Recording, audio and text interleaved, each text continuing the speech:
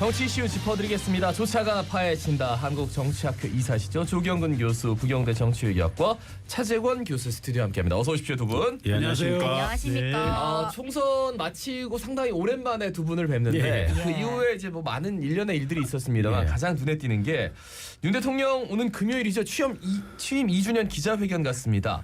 2022년 8월에 취임 100일 기자회견 이후 21개월 만인데 많이 돌아오긴 했습니다. 어떻게 보십니까? 지금 1주년 때도 안 하셨던 거죠. 네, 예, 그렇죠. 참 그러기가 쉽지 않은데 안 하셨네요.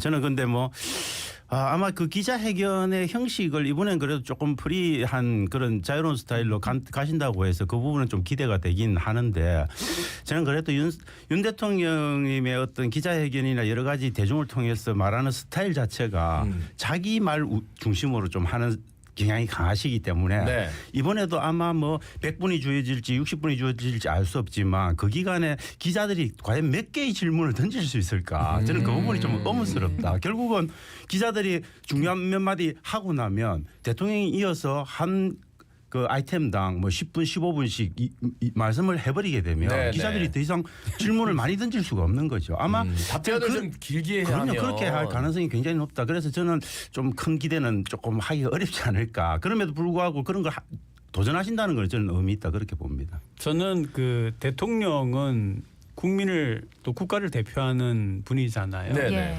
기자들이 좀 험하고 좀 어려운 질문을 해도 외국에 이렇게 보면은 어떤 경우에는 좀 조크로 넘어가고 또 한마디 촌철살인을 가지고 넘어가고 하는데 조금 여유 있는 모습을 보여야 국민들이 그나마 좀 안심하지 않을까 싶습니다. 그럼 저는 또 하나는 기자분들이 어떤 질문을 할까 정말 촌철살인하고 대통령님의 가장 아픈 부분을 찌를 수 있는 질문을 하실 수 있을까 이것도 저는 좀 관전의 포인트가 아닐까 그러니까 오히려 생각이 듭니다. 어떤 내용을 할 것인가 보다는 어떤 형식이 될 것인가에 대해서 사람들이 좀 많이 궁금해하는 것 같아요. 너무 오랜만에 하니까 질문 짧게 하고 아니면은 별로 글쎄 그 국민들이 그냥 안부사항의 그런 질문을 하고 답변을 길게 하면은 그것만큼 저는 안 한만 못하다 그렇게 오히려 더 역효과가 날 것 같아요. 지금 말씀하시는 게 저는 핵심 같아요. 그러니까 이제 우리가 대통령의 입을 통해서 듣고 싶은 걸 듣는 것도 있지만 국민들이 대통령이 어떻게 하느냐를 지켜보는 거거든요. 내용만큼 형식도 중요하니까 참모진들이 그런 부분에 신경을 써야 됩니다. 그렇다면 교수님 두 분께서는 기자회견에서 어떤 질문을 하시겠습니까? 한 가지만 한다면 저는 차 교수님 저는 무서워서 폐부를 찌르는 질문을 피하고 싶어요. 그래서 그냥 요즘 저는 진짜 이 질문 하고 있어요. 요즘 어떻게 김 여사님은 잘 계시냐.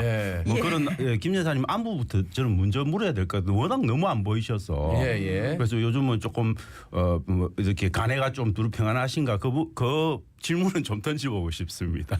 그게 더 그게 아마 폐부를 찌르지 않을까 싶긴 하지만. 저는 2년 동안 사실상의 정치를 한 건데 물론 안 한 거라고 볼 수도 있지만 정치가 뭐냐라고 물어보고 싶어요. 정치가 뭐냐.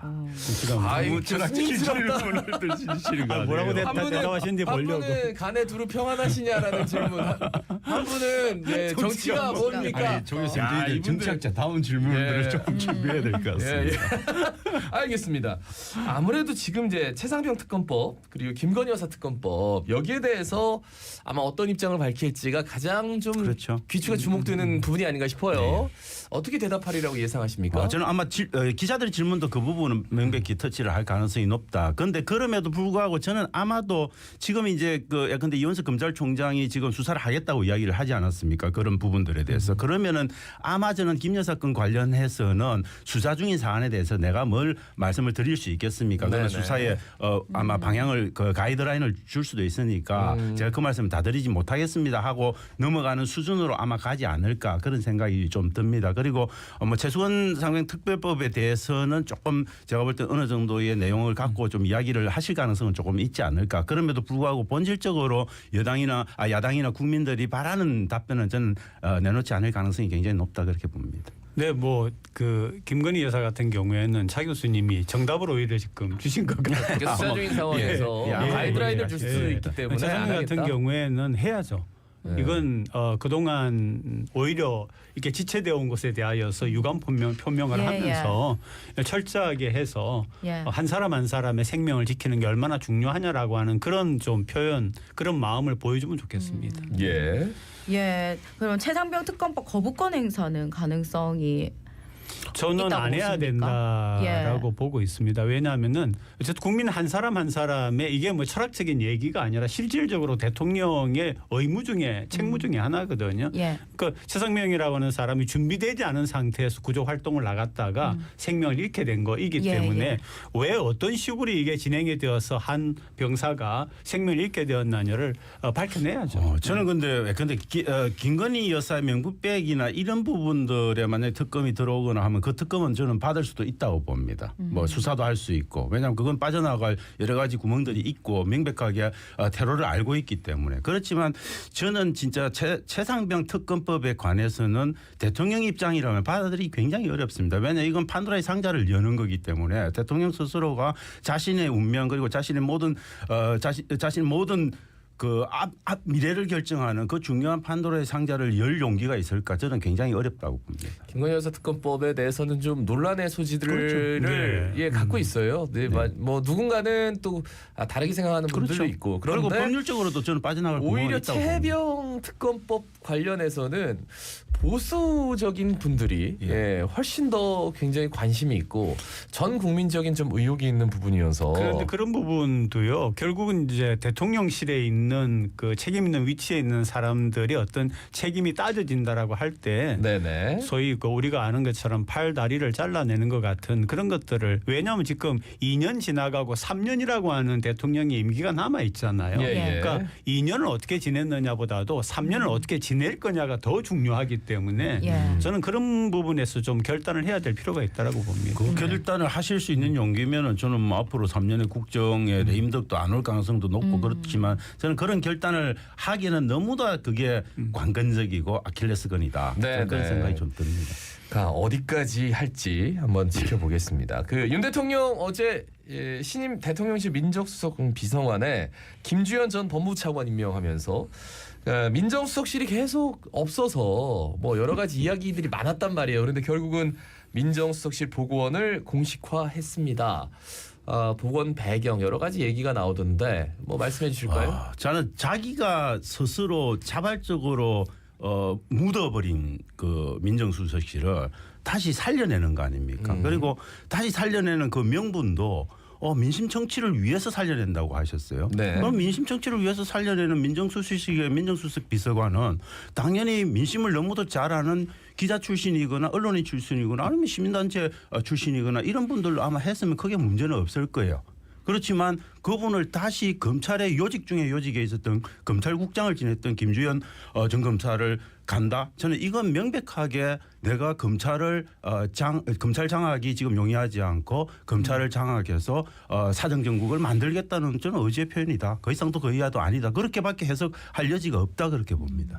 지금 어쨌든 뭐 가장 충성스럽게 대통령을 보좌할 수 있는 그 부분 집단 중에 하나가 검찰이 맞는데, 그런데 지금 언론에서 보도하는 거는 뭐냐면 그동안 믿었던 그런 뭐 한동훈 전 비대위원장이라든지 또 지금 검찰총장 같은 분들이 좀 빠져나가는 그런 것이 있으니까 또 오히려 또 채우는 이런 그걸로도 해석을 할 수가 있을 것 같은데, 아마 청취자분들에게 중요한 거는 민정수석이 왜 그렇게 중요하냐라고 한 것 같아요. 민정수석은 대통령의 측근과 장차관 같은 인사를 할 때에 그 사람들의 어떤 비리 같은 것들을 사법적으로 드러내는 그런 사정권이 있고요. 또 어쨌든 그렇게 해서 임명이 되니까 결국은 인사권에 대통령이 인사권에 관여를 하게 되는 그런 부분이라서 민정수석이 굉장히 중요한 거거든요. 그런데 처음에 그걸 왜 없앴는지를 잘 모르겠어요. 그렇게 김주현 전 검사가 검찰국장을 했다는 이야기는 그 검찰 기구 내부에서도 인사에 굉장히 요직을 장악을 했었고 그건 지금 검사들한테 주는 하나의 신호라고 봐야 되는 거죠. 그러면 김주현 전 법무부 차관은 조금 더 얘기를 해주시면 어떤 인물입니까? 뭐 이분 제가 볼 때는 여러 가지 논란이 있습니다. 뭐 서울법대 나오시고 정말 엘리트 중에 엘리트였던 분인데 검찰 안에 있을 때는 검찰이 굉장히 특수부 검사였고 굉장히 많은 조직들을 거쳤고 특히 검찰국장을 지내신 분이고 근데 이분이 문제는 뭐냐면 여러 가지 논란될 만한 사안들에 굉장히 많이 개입하셨어요. 국정원하고 뭐 이런 그 뭡니까 댓글 사건 뭐 이런 데도 조금 어느 정도 이름을 걸치고 계시고 특히 세월호 같은 사건 생겼을 때 그거 무마하는 뭐 그런 부분에도 또 많이 좀 관여를 하셨고 그래서 사실 뭐 여러 가지 야권이나 아니면 시민단체에 의해서는 굉장히 요주의 인물로 찍혀 있는 분을 사실 민정수석 비서관으로 앉히시는 거예요. 그러니까 가장 신뢰할 수 있는 오래 사람으로 쓰는 거는 뭐 그럴 수 있다라고 보는데 저는 그거 더하기 거기에다가 아까 시민사회 이야기도 나오고 뭐 학계도 나오고 여러 다른 부분의 전문가들이 있지 않습니까? 그리고 정치만 해도 오랫동안 정치를 해온 분들이 있기 때문에 좀 인사를 두루두루 옆에 두고서 이 얘기를 듣는 게 필요하다라고 지금은 그런 시점이다라고 생각을 합니다. 네. 그러니까 그 사법 리스크 방어용이 아니냐 이렇게 지적이 있다 얘기했더니 윤 대통령이 사법 리스크 있다면 제가 풀어야 할 문제지 민정수석이 할 일은 아니다라고 선을 그었습니다. 분명히 의식하는 부분이 있겠죠. 당연히 있죠. 그리고 그거를 뭐 대놓고 누구도 문제 제기를 사실 하지 않았는데 대통령 스스로가 자기 의식을 하고 있는 거죠. 그래서 그것에 대한 변명을 늘어놓으셨는데 저는 기본적으로 사법 리스크 관리를 하기 위해서는 그걸 사실 사법 리스크 관리를 하기 위해서 왜 민정수석실이 필요한가는 검찰총장 하실 때 저는 근데 수사정보정책관 손승준 검사가 했던 그 정책관이 했던 일을 보면 알 수 있는 겁니다. 그때 했던 일이라고 하면 검찰총장의 가족과 관련된 여러 가지 것들을 보고하는 그런 것들을 사실 손승준 검사가 했거든요. 그 역할을 지금 저는 김주현 검사, 김주현 전 법무부 차관이 민정수석 비서관으로 하게 될 가능성이 있지 않을까라고 의심할 수 있는 정황들이 있다. 그렇게 보는 거죠. 저는 지난번에 이재명 대표 만나서 그렇게 회담을 할 때 참 그래도 어쨌든 이제 시작하는구나 하는 그런 기대가 있었습니다. 다시 말하면 정치 복원이거든요. 지난 2년간은 대한민국의 정치가 부재했습니다. 이제라도 정치를 복원해 나가는 그런 발걸음이 굉장히 또 더불어 중요하다고 생각합니다. 이어서 지난달 29일에 열린 영수회담 어떻게 보시는지 말씀 나왔으니까 여쭤볼게요. 저는 뭐 굉장히 이제 뭐 좋게 봤는데 그 이후에 이 진행되는 것들이 조금 삐걱거리는 면이 있지만은 그럴수록 좀 더 열어놓고 둘이서 상의하는 그런 모습을 보여야 국민들도 안심을 하고 어떤 점에서는 사회 자체가 좀 더 옳은 방향으로 돌아가지 않나 싶습니다. 결국은 우리 한국 사회가 국민들의 마음이 좋지 않은 이유는 이렇게 정치 자체가 이 모양을 보이고 있기 때문이니까요. 이 정치가 이 모양이다라고 하는 걸 풀어줄 수 있는 것은 정치의 복원이고 정치의 복원은 소위 말하는 영수회담으로부터 비롯된다라고 보죠. 네. 저는 뭐 크게 기대하지 않았었는데 예상했던 대로 윤석열 대통령이 그냥 윤석열 대통령답게 했다. 그렇게 봅니다. 그리고 그 회담의 본질은 기본적으로 85대 15라고 하는 민주당이 이야기하는 민주당 15 이재명 대표가 15 이야기했다면 대통령이 85 이야기했던 그냥 그 비율 하나로 저는 모든 것들을 다 보여주는 거다. 대통령이 여전히 듣기를 원하지 않는다. 말하고 싶어한다. 뭐 그리고 그래서 자기 중심에 자기 철학이 여전히 존재한다. 그런 것들을 보여준다. 그렇게 봅니다. 그러니까 이 부분이 뭐냐면 아까 제가 처음에 만약에 저보고 대통령 앞에서 기자회견 때 뭘 물을 거냐 정치가 뭐냐라고 물을 거다라고 얘기했잖아요. 제가 이야기하는 거는 이제는 정치가 뭔지 좀 알겠느냐라는 뜻이에요. 만약에 정치가 뭔지 안다라고 하면은 지금 거대 야당이 되어 있지 않습니까? 야권이 되어 있는데 당연히 대화와 타협으로 풀어나가야죠. 그걸 할 수 있는 선두에 대통령이 서 있어야 된다고 보거든요. 저는 그 이벤트 자체가 대통령이 정말 잘 활용했으면 엄청나게 뭔가 반전의 기회를 마련할 수 있는 장이었다고 봅니다. 그런데 저는 그런 반전의 기회를 그냥 놓쳐버린 게 조금 대통령실의 입장이나 대통령의 입장에서 좀 안타깝고 보수 진영의 입장에서도 좀 안타까운 부분이다 그런 생각을 합니다. 하여튼 뭐 여러 가지로 뭐 기대는 있었지만 사실 기대만큼은 많이들 뭐 그렇게 지금도 좀 영수회담에 대해서 언급하는 분도 별로 없는 것 같고 그러니까 첫 술에 배부르랴 이런 거가 이번에 좀 통했으면 좋겠다. 그 장면이면 좋겠다. 그런 생각이 아쉽게 드는 거죠. 네. 미래정원 2,000명 증원을 골자로 한 의료개혁 본격화됐는데 지금 굉장히 좀 어려운 상황이거든요. 앞으로 어떻게 흘러갈 거라고 보세요? 저는 이 문제는 그냥 지겹다. 이제 그만하자. 그래서 적당히 좀 타협할 건 타협하고 넘어가자. 그런 말씀을 좀 전혀 타협이 안 됩니다. 제가 볼 때는 대통령이 일단 2,000명에 너무 집착하는 그러니까 거고. 2,000명에서 이제 어쨌든 줄였잖아요. 1,500명 어쩔 수 없이 줄을 들 수밖에 없는 상황이었는데 그럼에도 불구하고 저는 의협의 어떤 자세도 저는 완고하다. 그런데 이건 근본적으로 왜 첫 단추를 그렇게 깼냐. 이 부분에 대한 아쉬움이 좀 남는 거죠. 처음부터 조금 더 뭔가 자기 중심들을 버리고 대화부터 먼저 하고 그 속에서 협상안들을 좀 만들어가는 모습들을 보였더라면 저는 이 문제는 예전에 해결됐을 가능성이 높다 그렇게 봅니다. 그런데 두 가지죠. 하나는 가까이 있는 부산대 의대 같은 경우에 결국 정원을 확대하는 것을 갖다가 교수회의에서 부결시켰더라고요. 네, 그런 부분이 결국은 대학 사회가 가지고 있는 어떤 대학의 민심을 보여준다라고 보고 있고요. 또 한편 의사에 대하여서 너무 또 궁지를 몰지 않아야 되는 게 아직까지는 적어도 환자분들 중에서 어떤 큰 사고가 났다는 얘기는 없지 않습니까? 그러니까 의사분들도 그런 부분에서는 할 수 있는 노력을 하고 있다라고 생각하니까 지금이라도 어떻게 대화를 좀 더 풀어가는 그런 모습을 보여주기를 바라는데 참 그 부분은 기대가 과연 가능할까 하는 생각이 듭니다. 저는 진짜 걱정이 응급실 부분 이런 것들은 지금 인원이 너무 빠져나가고 더 이상 남아 계신 분들도 견딜 수 없는 상황이니까 저는 이런 부분들은 정말 국가가 비상사태에 가깝지 않냐. 결국 그렇게 될 가능성이 높다. 국민들도 좀 이해를 하셔야 되는 게 대학 교수들, 의대 교수들 같은 경우에 일주일에 한 번 휴진하겠다고 하지 않았습니까? 그걸 보니까 거기는 이유가 있는 거예요. 전공의가 빠져나간 부분을 갖다 교수들이 다 메꾸고 있다 보니까 이게 과로가 되는 거고 그건 결국 환자에게 피해가 되기 때문에 일주일에 하루 쉬겠다라고 하는데 그걸 갖다 또 다 잘못 받아들이면은 교수까지 이렇게 되는데 조금 더 객관적으로 볼 수 있도록 하는 게 필요한 것 같습니다. 예. 박찬대 더불어민주당 원내대표가 22대 국회에서 국민 1인당 25만 원 민생회복지원금 지급 법안을 우선 발의하겠다는 방침을 발표했는데 인플레이션 우려부터 지급 대상 범위까지 입장이 갈리고 있습니다. 교수님 두 분 어떻게 보십니까? 저는 지급 대상 범위를 갖고는 이야기를 할 수 있어요. 뭐 다 주지 말고 일단은 조금 선별해서 주자 이런 부분에 대해서는 민주당도 저는 받아들일 수 있는 여력이 있다라고 봅니다. 물론 기본적인 정신은 훼손되지만 그렇지만 저는 예컨대 뭐 13조입니까 12조 정도 풀어가지고 인플레이션이 일어날 거라고 이야기하는 것은 굉장히 저는 과학적으로 말이 안 되는 소리다. 만약에 이게 인플레이션이 일어날 문제라면 지금 현재 한국은행이 이번 연도에 지금 통화량 조절을 하고 있는데 통화량 조절 이미 실패했습니다. 120조, 130조가 넘는 돈이 이미 풀려버렸어요. 그런 것들을 통해서 인플레를 조정을 해야 되는 거지.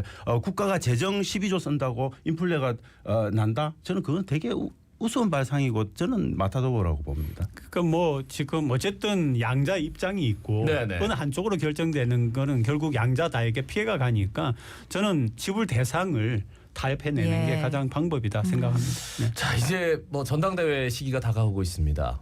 이재명 당대표가 다시 또 연임을 해야 된다. 추대 형식으로 가자라는 것. 그리고 한동훈 전 비대위원장이 국민의힘 당대표를 할 수도 있겠는데 라는 가능성을 타진하는 부분 이 두 가지에 대해서 어떻게 생각하십니까? 저는 두 가지는 완전히 열린 가능성. 저는 거의 뭐 확률 한 70% 가는 둘 다?